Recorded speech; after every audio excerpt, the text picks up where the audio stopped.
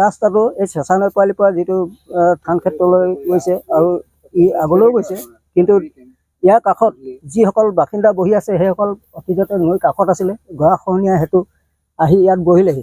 কিন্তু এইসকল ৰাইজৰ এনেকুৱা অসুবিধা হৈছে, কণ ল'ৰা ছোৱালী স্কুললৈ অহা, ডাক্তৰ চিকিৎসালয়লৈ চিকিৎসাৰ বাবে অহা ইত্যাদিকে আদি কৰি মানে ধান কুটাই খোৱা, ইয়াত মিল চিল নাই, চব বিশেষ অসুবিধাত পৰিছে এই ৰাস্তাটো নোহোৱাত। কিন্তু হ'ব বুলি কৈছে, কিন্তু কেতিয়া হ'ব? চৰকাৰে অতি সোনকালে ইয়াৰ ব্যৱস্থা ল'লে ভাল হয়।